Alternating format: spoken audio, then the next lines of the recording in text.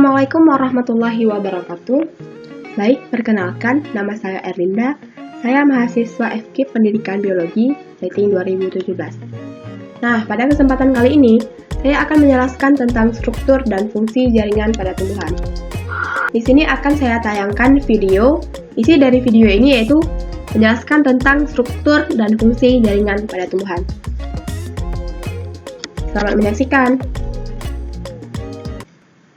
Jaringan tanaman. Kita semua tahu bahwa tanaman juga makhluk hidup seperti kita. Mereka bernapas, membuat makanan, dan memiliki pertumbuhan tak terbatas sepanjang hidup. Jadi bagaimana tumbuhan melakukan semua fungsi-fungsi ini? Tanaman terdiri dari 3 organ utama, akar, batang, dan daun. Organ-organ ini terdiri dari berbagai jaringan yang melakukan fungsi-fungsi ini. Sejumlah besar sel khusus bersama-sama membentuk jaringan. Jaringan tanaman ditandai dan diklasifikasikan menurut struktur dan fungsinya. Ada 2 tipe dasar jaringan, yaitu jaringan meristem dan jaringan permanen. Mari kita lihat pada jaringan meristem. Ini adalah jaringan meristem yang membantu dalam pertumbuhan tanaman, karena jaringan meristem memiliki kemampuan untuk membelah. Sel meristem mirip, umumnya kecil, tertutup dalam dinding sel tipis dan kurus. Berdasarkan letaknya, jaringan meristem diklasifikasikan menjadi meristem apikal, meristem lateral, dan meristem interkalar. Jaringan yang membantu meningkatkan panjang batang dan akar adalah meristem apikal. Jaringan ini terletak di ujung batang dan akar. Dan yang membantu dalam meningkatkan diameter tubuh tumbuhan ialah meristem lateral, terletak pada posisi samping batang atau akar. Lalu bagaimana daun dan cabang tumbuh? Ini adalah meristem interkalar yang memfasilitasi pertumbuhan daun dan cabang. Pada rumput, meristem interkalar menumbuhkan bagian yang dimakan oleh hewan herbivora. Jaringan ini terletak di dasar not, ruas, dan pada basis daun. Sekarang kita tahu bagaimana tanaman mengembangkan akar, batang, daun, dan cabang. Selanjutnya, mari kita cari tahu jenis jaringan yang membantu tanaman untuk mendapatkan nutrisi yang diperlukan dan mendukung. Ini adalah jaringan permanen yang membantu dalam transportasi, persiapan makanan, dan penyokong bagi tanaman. Jaringan permanen tidak lain ialah jaringan meristem yang matang dan berdiferensiasi untuk membentuk berbagai jenis jaringan. Berdasarkan kesamaan dari selnya, jaringan permanen diklasifikasikan menjadi jaringan permanen sederhana dan jaringan permanen kompleks.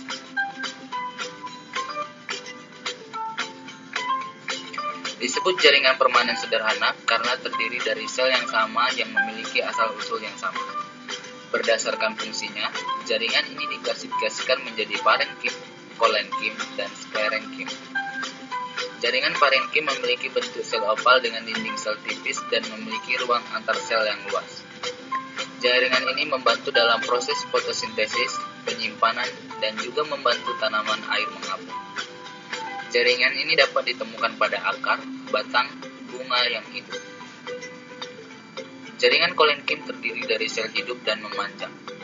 Jaringan ini memberikan elastisitas, dukungan mekanik, dan kekuatan tarik untuk tubuh tumbuh. Jaringan ini ditemukan terutama di korteks batang dan daun. Jaringan sklerenkim terdiri dari sel-sel mati yang memiliki dinding sel sangat tebal dan mengandung lignin. Jaringan ini melindungi tanaman. Jaringan sklerenkim ada di batang, daun, dan pelindung keras pada biji dan kacang. Nah, sekarang beralih ke jenis kedua jaringan permanen, jaringan permanen kompleks. Dari namanya menunjukkan, jaringan permanen kompleks tersusun atas lebih dari satu jenis sel. Jaringan ini diklasifikasikan ke dalam xilem dan phloem. Xilem adalah jaringan permanen kompleks yang terdiri dari tracheid, bulu kayu, parenkim xilem, dan serabut xilem. Jaringan ini mengangkut air dan mineral dari akar ke bagian tanaman lain.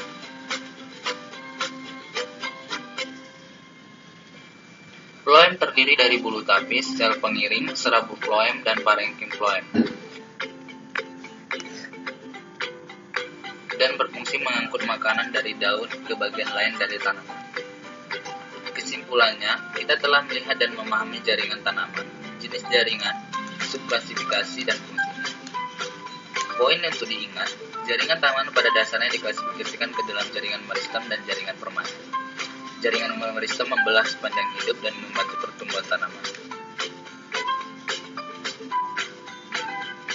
Sedangkan jaringan permanen berasal dari jaringan meristem dan memfasilitasi transportasi, persiapan makanan, dan penyokong tanaman. Selanjutnya, ada macam-macam jaringan tumbuhan. Yang pertama yaitu jaringan meristem. Jaringan meristem ini yaitu jaringan yang sel penyusunnya bersifat embrional, artinya mampu terus-menerus membelah.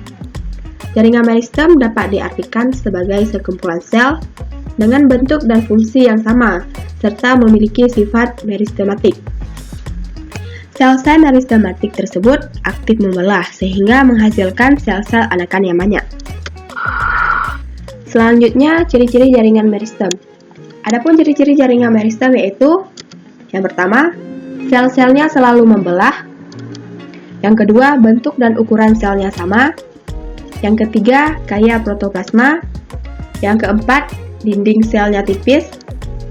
Yang kelima, isi sel tidak mengandung kristal dan cadangan makanan.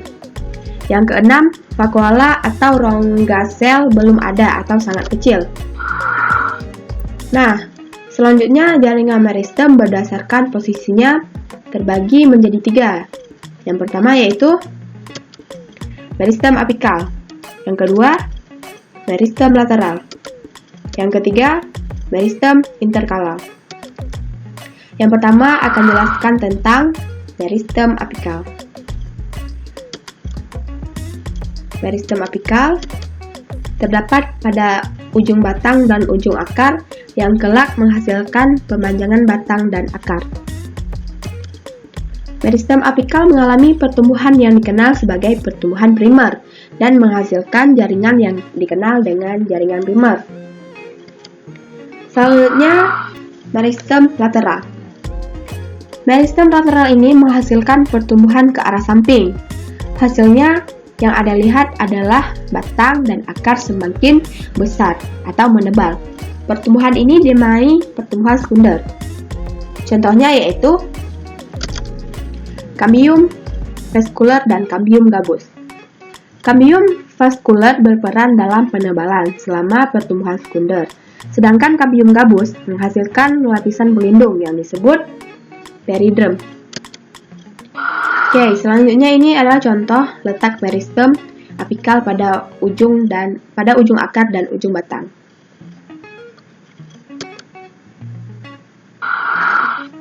Selanjutnya ada meristem interkalar.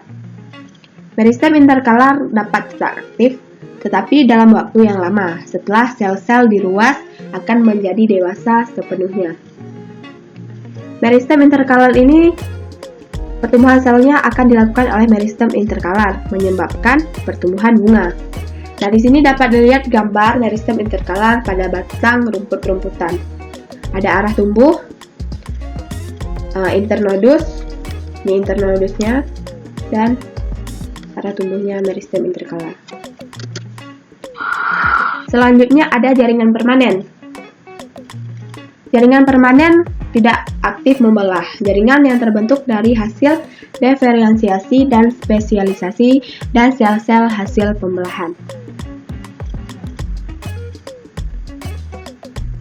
Nah, ketika berdiferensiasi, sering waktu sel-sel itu jaringan permanen memiliki bentuk dan fungsi yang khusus, sesuai peruntukan di dalam tumbuh-tumbuhan. Ciri khasnya yaitu yang pertama telah mengalami diferensiasi, pada umumnya tidak membelah lagi. Yang terakhir bentuk permanen, rongga sel besar, dinding sel sudah mengalami penebalan. Oke, selanjutnya ada jaringan epidermis. Jaringan epidermis memiliki beberapa ciri antara lain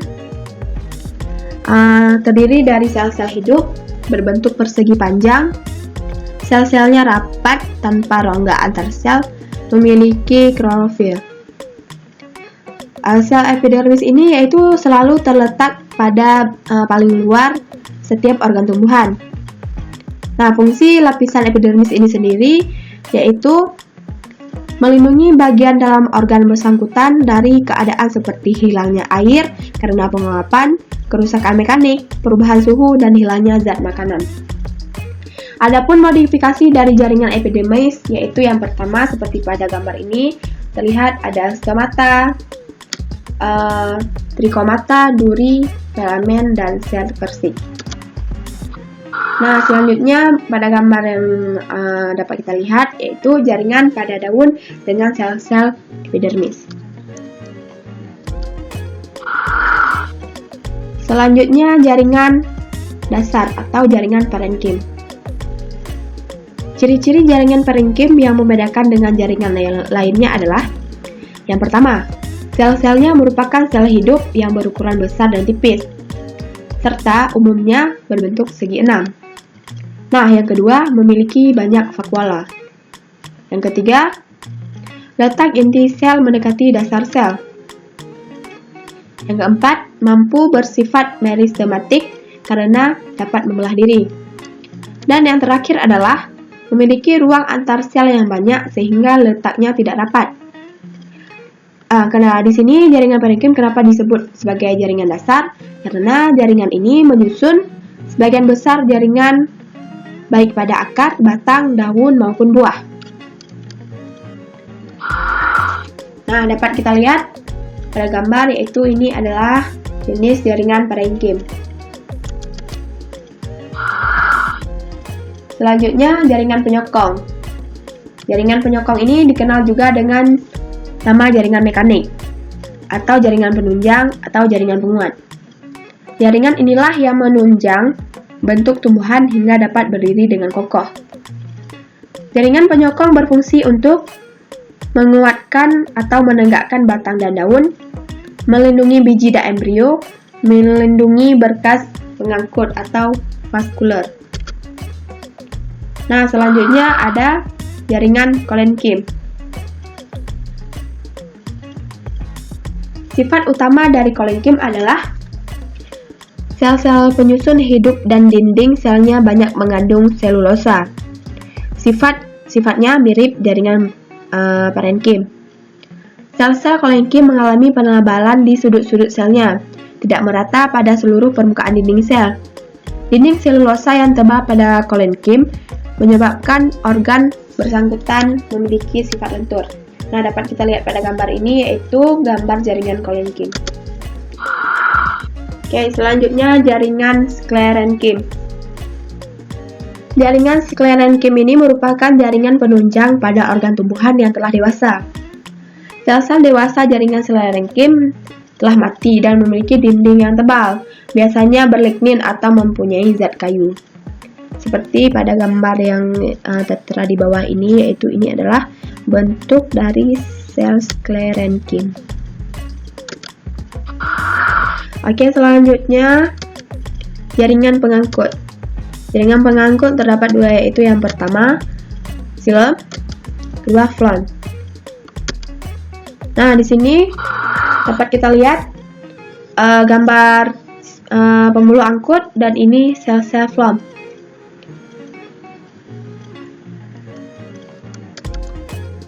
Nah, yang terakhir yaitu jaringan gabus.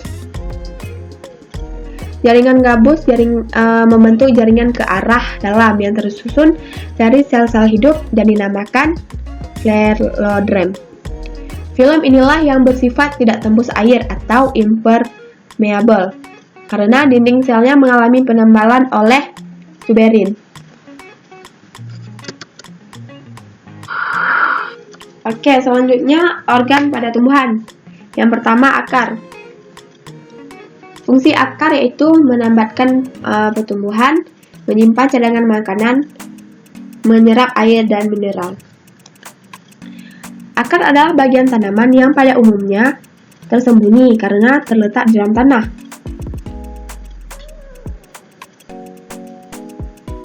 Nah, di sini dapat kita lihat ini yaitu ujung akar. Nah, di sini cabang-cabang akar. Ini yang putih-putih ini seperti yaitu rambut akar. Dan ini yang besar adalah batang akar. Dan ini batas antar akar dan batang yaitu pangkal akar. Selanjutnya ada batang. Fungsi batang yaitu sebagai penopang yang membuat tanaman tegak menjadikan daun mudah mendapatkan sinar matahari, berperan dalam proses pengangkutan mineral dan air ke daun dan menyalurkan makanan dari daun ke bagian lain dari tumbuhan. Batang merupakan bagian tumbuhan yang berada di permukaan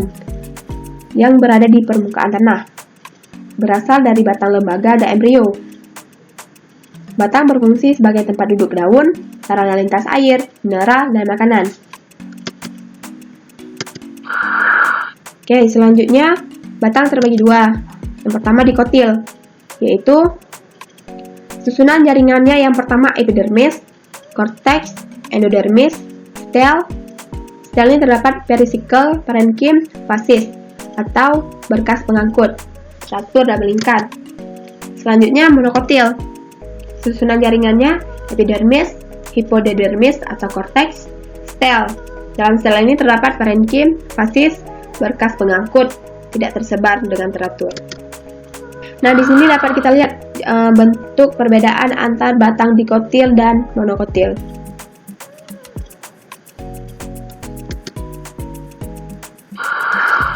Nah, ini adalah jenis-jenis ataupun bentuk gambar dari batang.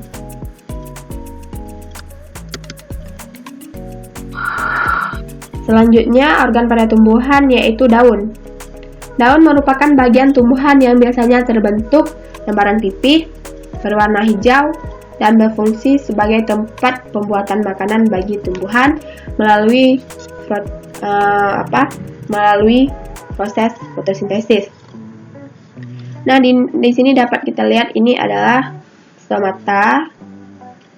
Melalui stomata O2 keluar dan ini CO2 masuk.